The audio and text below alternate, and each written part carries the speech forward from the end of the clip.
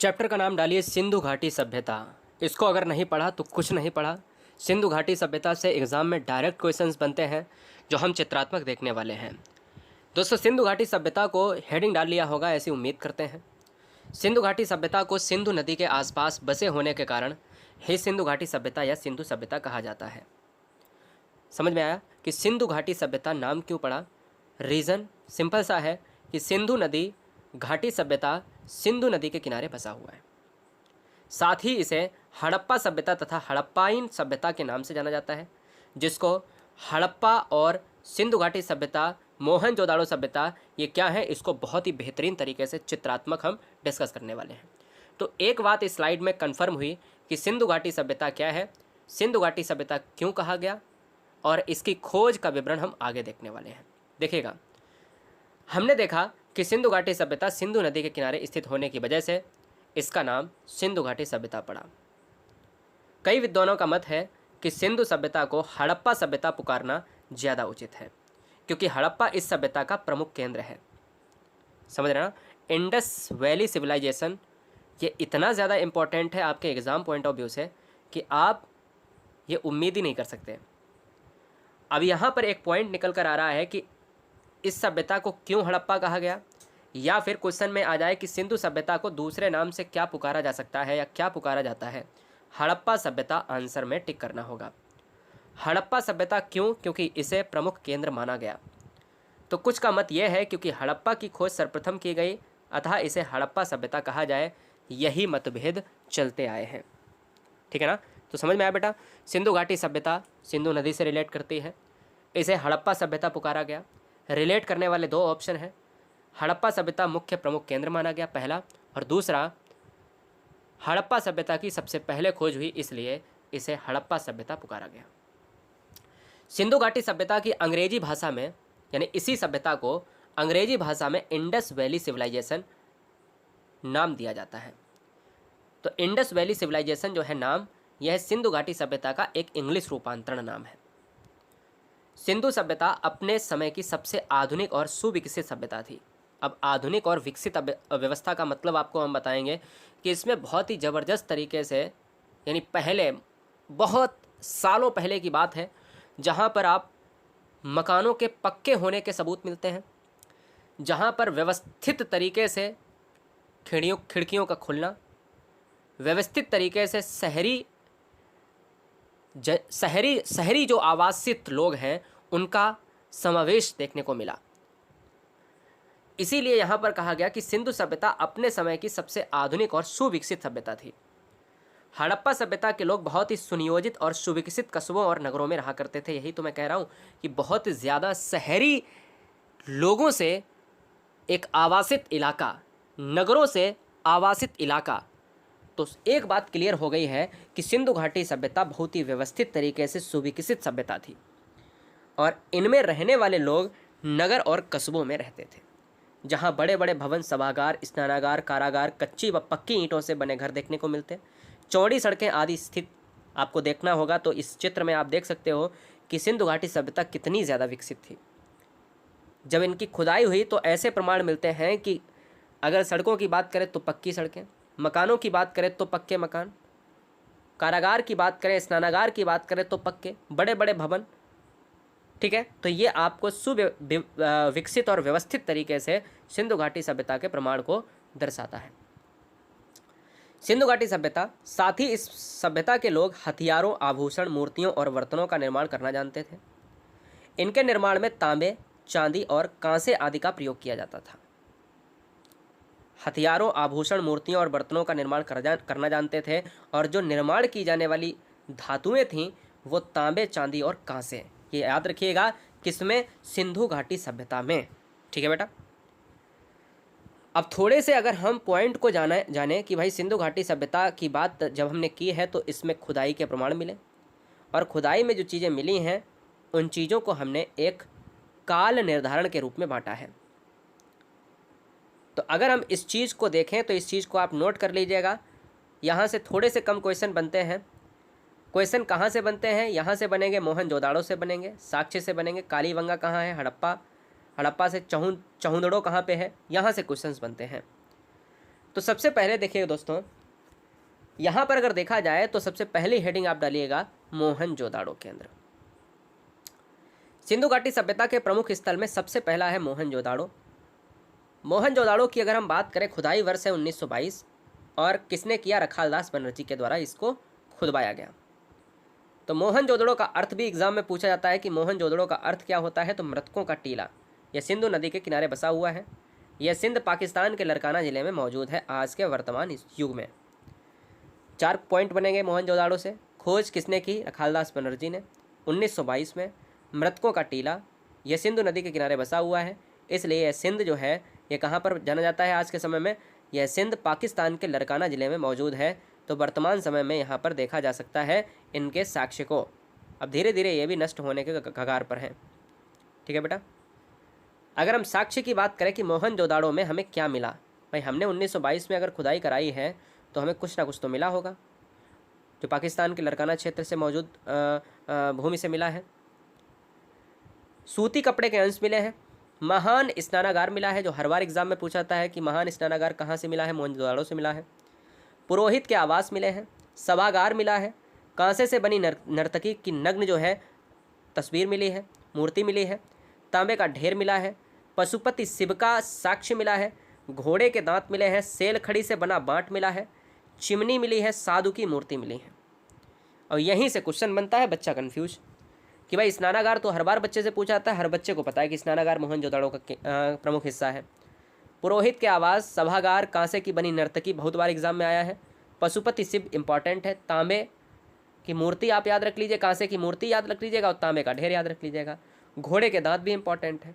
Cell खड़ी से बना वाट भी इंपॉर्टेंट है। चिमनी भी इंपॉर्टेंट है। और साधु की मूर्ति, मतलब कुछ भी नहीं छोड़ना है। और सूती कपड़े के अंश तो कतई नहीं छोड़ना है। ठीक है, अब कालीबंगा में आ जाते हैं। कालीबंगा कहाँ अवस्थित है? तो कालीबंगा है राजस्थान में। पहला पॉइंट तो हम नोट करवा दे रहे हैं, लिखा भी है आगे शायद। कालीबंगा की अगर हम बात करें तो कालीबंगा की खुदाई 1953 में हुई है। अमलानंद घोष के द्वारा की गई है। और अमलानंद के साथ बी के थापर 1960 में, ध्यान दीजिएगा, तथा बी के थापर ने 1960 में कराई गई। 2 बार इसकी खुदाई हुई, एक 1953 में, एक 1960 में। बी के थापर ने 1960 में कराई, 1953 में सबसे पहले अमलानंद घोष के द्वारा कराई गई। कालीबंगा है कहाँ पर? तो कालीबंगा का अर्थ जान लो पहले कि कालीबंगा का अर्थ है काले रंग की चूड़ियाँ। कालीबंगा का अर्थ है काले रंग की चूड़ियाँ। यह स्थल राजस्थान के गंगानगर जिले में घग्गर नदी के किनारे अवस्थित है। तो क्वेश्चन यहीं से बन जाता है कि किस नदी के किनारे? घग्गर नदी के किनारे है। किस राज्य में है? राजस्थान में है। अर्थ क्या है? काले रंग की चूड़ियाँ। किसने खुदाई करवाई है? तो 2 बार हुई है, एक अमलानंद घोष ने और दूसरा बी के थापर ने। यहाँ से अच्छा खुदाई हुई है तो कुछ ना कुछ मिला होगा। कच्ची ईंटें मिली हैं, अलंकृत ईंटें मिली हैं, तो ईंटें कालीबंगा से। बेलनाकार मोहरें, खेती के साक्ष्य, जुते हुए खेत, ये एग्ज़ाम में क्वेश्चन हमेशा पूछा गया है और हमेशा आएगा। जुते हुए खेत, कालीबंगा से दूर सरसों की फसल यानी खेती से रिलेटेड, और नज़दीक पर चने की फसल, सिंपल सी बात है। लकड़ी के बने पाइप आदि। तो ये है कालीबंगा का इतिहास। ठीक है बेटा, तुरंत कालीबंगा को लिखिए, ईंट लिख लीजिएगा और कृषि साक्ष्य लिख लीजिएगा। कृषि साक्ष्य में सरसों और चना लिख लीजिएगा। लकड़ी के बने पाइप जो पानी के लिए प्रयोग होते थे, बेलनाकार मोहरे। आते हैं हड़प्पा। हड़प्पा तो सबसे पहले देखना चाहिए था, लेकिन हमने हड़प्पा को बाद में लिया।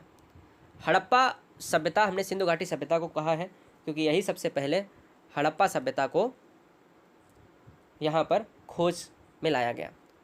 आप सिंधु घाटी सभ्यता में जब हम पढ़ते हैं कि भाई मोहनजोदाड़ो तो 1922 में, और 1921 में हड़प्पा सभ्यता को दयाराम साहनी ने खोजा।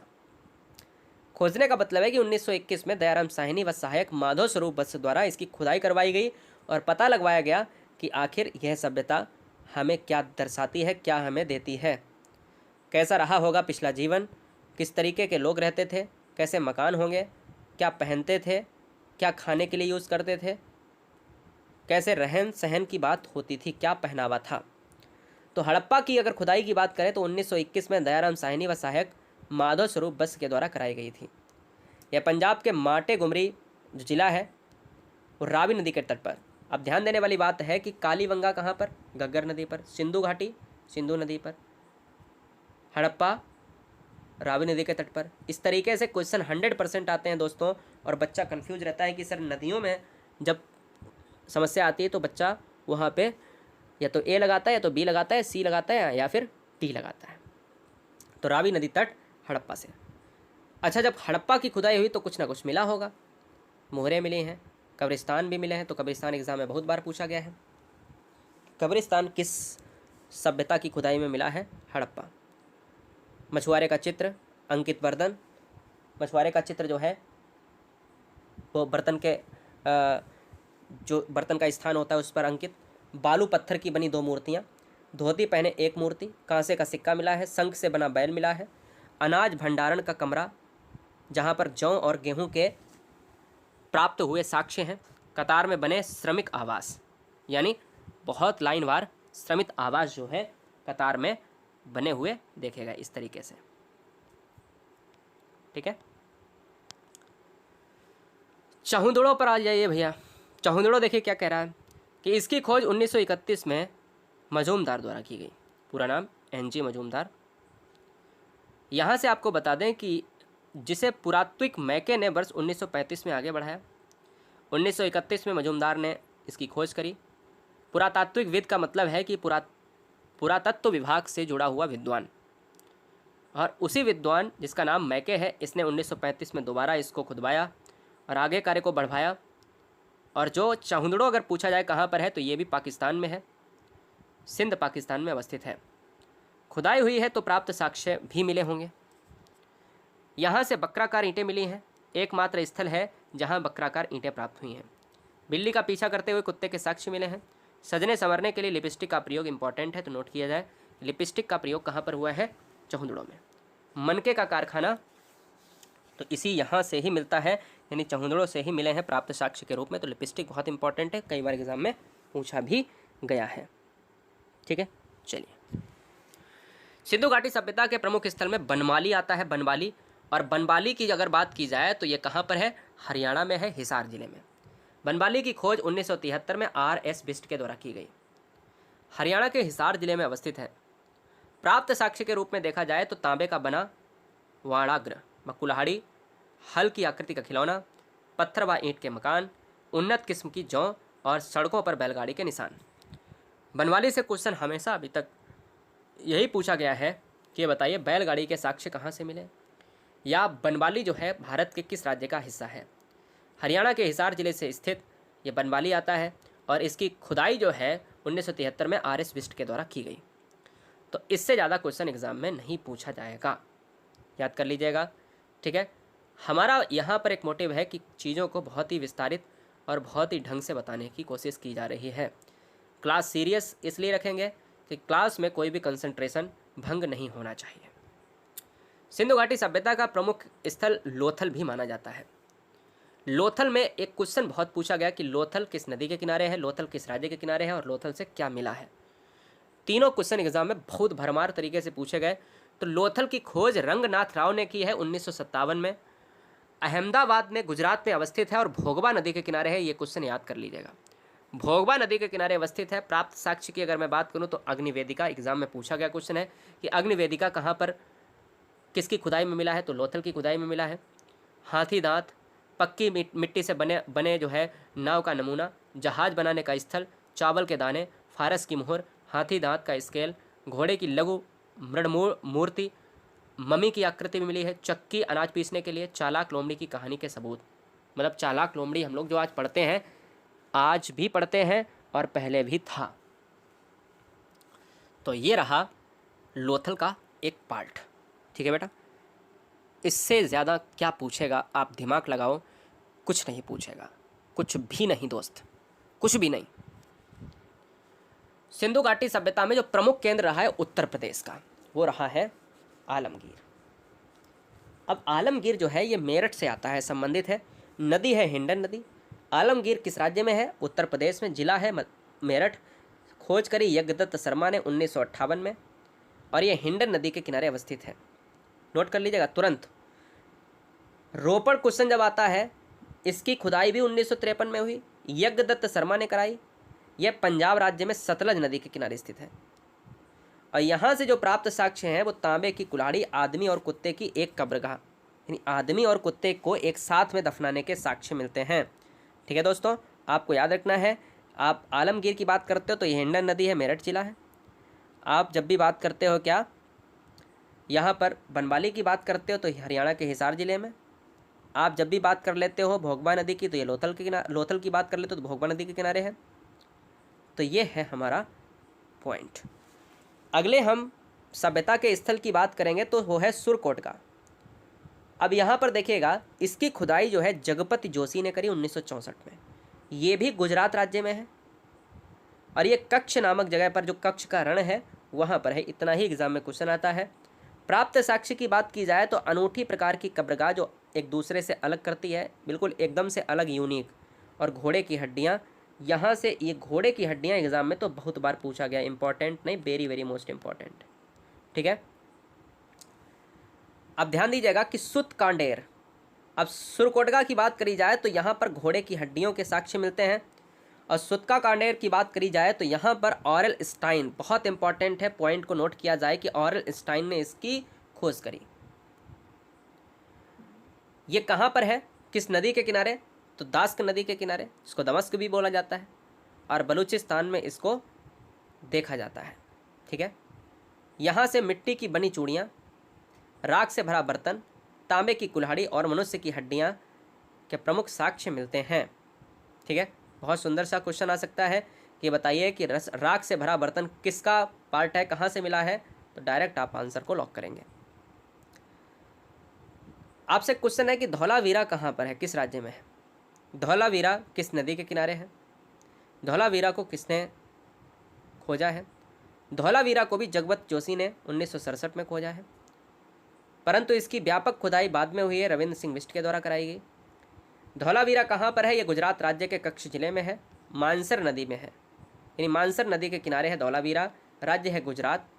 रविंद्र सिंह बिष्ट ने इसको अच्छी तरीके से व्यापक खुदाई, और जनक कौन माना जाता है, जगपति जोशी। यह पहला ऐसा नगर है जो 3 भागों में बटा हुआ है, दुर्ग भाग, मध्यम और निचला। दुर्ग भाग, मध्यम भाग और निचला नगर। तो यह है धौलावीरा की कहानी। यहाँ से अगर हम साक्ष्य की बात करें तो दुर्ग भाग और मध्य भाग के बीच भव्य इमारत के अवशेष, चारों ओर दर्शकों के बैठने के लिए बनाई गई सीढ़ी नुमा संरचना और सूचना पट, विभिन्न प्रकार के जलाशय। ये रहा दोस्तों इसका पॉइंट। इस सभ्यता के लोग शिव की पूजा करते थे। शिव की पूजा शिकारी, नर्तक, धनुर्धर और नागधारी के स्वरूप में